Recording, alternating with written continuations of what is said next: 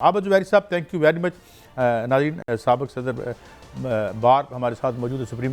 حضور یہ فرمائیں کہ یہ کہہ رہے ہیں کہ بانی پی ٹی آئی الیکشن میں جو حصہ لیں گے انسسٹ کر رہے ہیں ان کے جو قریبی ہیں, تو کیا از اٹ پاسبل آپ کو لگتا ہے؟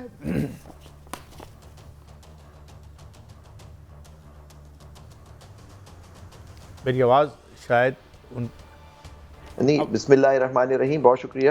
دیکھیے اس کے اندر ایشو تو ہے کیونکہ دیکھیے ان کی کنوکشن تو ہوئی ہوئی ہے توشہ خانہ کیس میں, جو سینٹنس ہے وہ سسپینڈڈ ہے, لیکن ان کی کنوکشن ہے. اب یہ دیکھنا ہوگا کہ وہ اہل ہوں گے الیکشن لڑنے کے نہیں. وہ آرٹیکل 62 اور 63 کو مد نظر رکھتے ہوئے الیکشن لاز کو دیکھتے ہوئے کریں گے. آپ فرما رہے ہیں کہ ان کو 3 حلقے سے وہ نامزدگی داخل کریں گے عمران خان صاحب, تو اب یہ ڈپینڈ کرتا ہے ان کی آبجیکشن آئے گا کہ جی ان کی کنوکشن ابھی ختم نہیں ہوئی ہے, کہ پھر وہ دیکھنا ہوگا وہ اہل ہیں الیکشن لڑنے کے یا نہیں.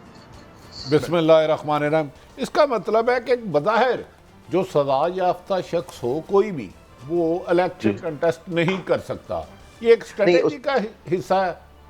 نہیں سر, اس میں آپ دیکھیے گا, اس میں لاء میں یہی ہے کہ ان کی وہ مدت جو ہوتی ہے وہ اس پہ کچھ سزا ہوئی بھی ہوتی ہے, اور 2 سال سے وہ کم زیادہ ہو تو اس کی وہ 5 سال نہ گزرے تو نااہل بیسکلی 5 سال کے لیے وہ نااہل ہو جاتے ہیں, اور یہی آرٹیکل 63 کے اندر مینشنڈ ہے. تو اب یہ دیکھنا اگر وہ سیٹ اسائڈ, تبھی آپ دیکھیے نواز شریف صاحب کی نااہلی جو تھی وہ لائف ٹائم کی, تو قانون آ گیا 232 کے, جہاں لائف ٹائم کی نااہلی ہوئی بھی ہے تو وہ ختم ہو جائے گا 5 سال کے بعد, جس کے لیے اب بینچ بھی بن گیا ہے, اور جنوری کے شروع میں وہ کیس بھی لگ گیا. آج اخبار کے اندر ایک نوٹس بھی سپریم کورٹ سے آ گیا کہ جن لوگوں کی نااہلی تاحیات ہے وہ آ کے پارٹی بننا چاہیں اس کیس میں تو وہ بن سکتے ہیں.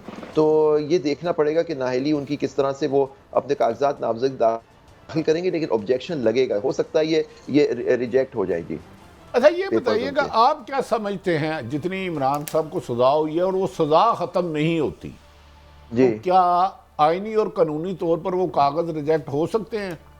جی میرا ویو ہے کہ شاید ان کے کاغذ ریجیکٹ ہو سکتے ہیں. اچھا عابد زبیری صاحب, ایک تو آپ ہمیں یاد بڑا آتے ہیں, آپ سے ایک بڑا دل, مجھے کل کی ایک تشنگی تھی کہ عابد زبیری صاحب ایک اور ٹی وی پہ بیٹھے تھے اور اسی طرح آپ سرخ سیب کی طرح تھے. آپ بلا لیتے مجھے, میں آ جاتا. بڈی صاحب جانتے ہیں ہماری فیوریٹ لوگ ہیں آپ لوگ سے. اچھا گزارش ہے کہ کل اچانک 4-5 باروں کو یاد آیا کہ پاکستان میں الیکشن کمیشن, سلیکشن کمیشن یا الیکشن کمیشن, بہرحال غالباً الیکشن کمیشن ہے کاغذات میں. جی نہیں, آئین کی کتاب میں بھی ہے سر.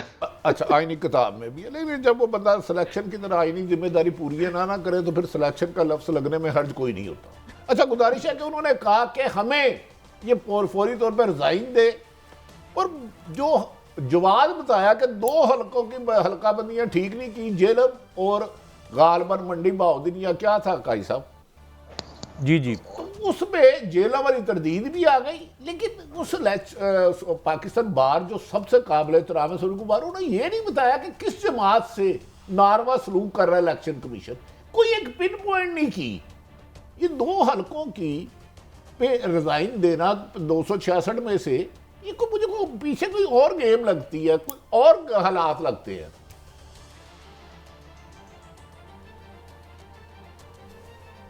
آواز شاید ہمیں نہیں. جی زبیری صاحب. سر آپ کا مائک بند ہے, زبیری صاحب ذرا مائک آن کر لیں. جی اب آواز آ رہی ہے زبیری صاحب. معذرت خواہوں. وہ میں آپ سے اپنے جواب ختم نہیں کر پایا تھا. وہ جو عمران خان صاحب کے سلسلے میں آپ نے بات کی تھی, دیکھیے آئین کے اندر جو لکھا ہوا ہے کہ وہ کوئی اوفینس ہو جس کا ورڈ ہے مورل ٹرپیٹیوڈ, کہ اس پہ اس کی کنوکشن ہوئی ہوئی ہے اور وہ 2 سال سے زیادہ کی ہے, اس میں 5 سال کا پیریڈ نہیں گزرا ہے, تو اس پہ پھر وہ ڈسکوالیفائڈ ہے الیکشن. تو ہو سکتا ہے ان کے وکلا آ کے جب یہ ان کے پیپرز پیش کیے جائیں گے آرگیو کریں کہ یہ مورل ٹرپیٹیوڈ کا یہ جو توشہ خانہ میں ان کی سزا ہے یہ اس زمرے میں نہیں آتی, اس لیے ان کے پیپرز ایکسیپٹ کیے جائیں. تو یہ ایک ایشو اٹھے گا سر. تو میں سمجھتا ہوں کہ یہ ایک بڑا امپورٹنٹ پوائنٹ ہے. ہو سکتا ہے اگر لیگلی دیکھا جائے تو ہو سکتا ہے ان کے کاغذات ایکسیپٹ ہو جائیں, مطلب ایکسیپٹ ہونے چاہیے, وہ الیکشن لڑ سکتے ہیں. ایک میں شارٹ سنوانا. آپ صاحب میں ادھر کا صاحب مجھے پھر تشنگی رہ گئی ہے. پاکستان بار کونسل عرصہ دراز سے ایک جماعت کو 20 مہینوں سے ٹارگٹ کیا جا رہا ہے, اور اس کی لیڈرشپ سے لے کے ہزاروں گرفتاریاں, لاپتہ خواتین, بزرگ, بچوں کی تذلیل, وکلا کی گرفتاری. اب انہوں نے کہا یہ الیکشن کمیشن رزائن دے دے. تو بظاہر انہوں نے بتایا نہیں کہ الیکشن کمیشن کون سی جماعت کے ساتھ زیادتی کر رہا ہے, کس کے ساتھ بائسڈ ہے. کیا یہ جواز کافی ہے کہ 2 حلقوں کی حلقہ بندیاں ٹھیک نہیں ہیں اور وہ بھی ٹھیک نکل آئی؟ جی دیکھیے بھٹی صاحب, آپ تو گواہ ہیں اس بات کے کہ اب پورے سال آپ کے بلایا, آپ کی اور میری جب بھی بات ہوئی اس چینل پہ, آپ نے دیکھا میں صدر تھا سپریم کورٹ بار کا, ہم نے آئین و قانون کی بات کی. آپ کے پروگرام پہ بیٹھ کے میں نے کہا کہ چیف الیکشن کمیشن نے آئین توڑا ہے, اس پہ آرٹیکل 6 لگنا چاہیے, انہوں نے الیکشن نہیں کروائے, ان کے ہوتے ہوئے الیکشن شاف و شفاف نہیں ہو سکتے. پھر جس طرح سے ایک پارٹی کو ٹارگٹ کیا جا رہا تھا, ان کے آپ نے دیکھیے انہوں نے ان کے خلاف کیا کیا آرڈرز پاس کیے, دوسری جماعتوں کو اس کے بارے میں بات بھی نہیں کی. تو میں تو 1 سال سے یہ کہہ رہا تھا, بلکہ میرے آنے کے پہلے بھی لوگ کہہ رہے تھے, جو جب سے وہ نو کانفیڈنس کا ایشو شروع ہوا, کہ یہ اس الیکشن کمیشن کے اندر یہ الیکشن تو صاف شفاف ہو ہی نہیں سکتے. لیکن پاکستان بار آپ گواہ ہیں اس بات کے بھٹی صاحب و قاضی صاحب, کہ انہوں نے ہمیشہ میری مخالفت کی, تنقید کی, اور کہا کہ میں ایک political party P T I کا بریف لے کے چل رہا ہوں. آپ یاد ہوگا میں جو بھی پریس ریلیز کرتا تھا اس کے برخلاف ان کی پریس ریلیز آتی تھی اس ایشو پہ. میں نے کیسز بھی فائل کیے سپریم کورٹ میں, اور آپ گواہ ہیں اس بات کے. تو آج دیکھیں اب انہوں نے 2 حلقوں کا, اب اس کی وجہ کیا ہے؟ دیکھیں یہ جو گروپ کنٹرول کر رہا ہے سپریم کورٹ بار کو اور پاکستان بار کو, جبکہ میں بھی سٹنگ ممبر ہوں پاکستان بار کا, لیکن میں مائنورٹی ممبر ہوں, ہم سے کبھی نہیں پوچھا جاتا, نہ مجھ سے مشاورت کی گئی. جو بات مجھے تو وہاں سے ایک میسج آ جاتا ہے کہ یہ ہم نے پریس ریلیز دے دی, اس کے ذریعے مجھے پتہ لگا, وہ وہاں سے جو ان کے واٹس ایپ پہ مجھے ایک میسج آیا. تو آپ دیکھیں ان کے جو لیڈران ہیں ان میں اعظم نذیر تاڑر ہیں جو سٹنگ سینیٹر ہیں سر, اور وہ لا منسٹر رہے نون لیگ کے, اور احسن بھون صاحب. اچھا یہ حافظ آباد, ان دونوں کا یہ دونوں حافظ آباد کے بھی رہنے والے ہیں. اور انہوں نے کہا کہ الیکشن, آپ پیرا 2 پڑھیں, پیرا 3 آپ کے سامنے پریس ریلیز رکھی ہوگی. پیرا 2 میں وہ کہتے ہیں کہ جی ان الیکشن کمشنر کے تحت صاف شفاف الیکشن نہیں ہو سکتے, اور اس کی گلیئرنگ ایگزامپل ورڈ یوز ہوا ہے, گلیئرنگ ایگزامپل پیرا 3 میں. گلیئرنگ ایگزامپل میں انہوں نے کہا کہ جی حافظ آباد کی 2 سیٹیں تھی, وہ 1 کر دی گئی, اور جہلم کی 2 کر دی گئی, جس سے ان الیکشن کمشنر صاحب, چیف الیکشن کمشنر کا تعلق ہے. پھر بعد میں ان کی تردید آ گئی, انہوں نے تردید کی چیف الیکشن کمشنر نے, انہوں نے کہا وہ کسی دباؤ میں نہیں آئیں گے, اور کہا کہ جی میرا تو تعلق سرگودا سے, میں تو جہلم کا ہوں ہی نہیں. تو یہ ڈیلیمیٹیشن کا سنا کوئی کیس تھا احسن بون صاحب کا, جو عامر صاحب ایک اور سوال اس کے بعد آپ کو بڑے کرائیں گے. تو لیکن جو اصل تھا کہ الیکشن کمیشن نے آئین شکنی کی, جسے تمام وکلاء اور تمام جج صاحبان کہتے تھے 90 دن میں الیکشن ہے, کچھ پریس ریلیزوں میں 90 دن کی نشاندہی نہیں کی کہ اس الیکشن کمیشن نے وہ ذمہ داری پوری نہیں کی. کم از کم میرے ہوتے ہوئے آپ کو یاد ہوگا میرے پریس 100% آپ کا پہلے دن سے موقف ہے, اور تمام غیر جلندر وکلاء یہی کہہ رہے ہیں. اور آپ نے پتا میں نے پٹیشنز فائل کی, 2 پٹیشن پہلی بھی فائل کی, بعد میں کہا جبکہ نیشنل الیکشن بھی 90 دن میں, اور پھر آپ نے اس کا دیکھا اس میں 8 تاریخ آگے 90 دن سے وہاں بھی آگے چلا گیا. پر وہ پریزیڈنٹ سے بات کرنے کو تیار نہیں کیے, تو ان کے خلاف کوئی ایکشن نہیں ہوا.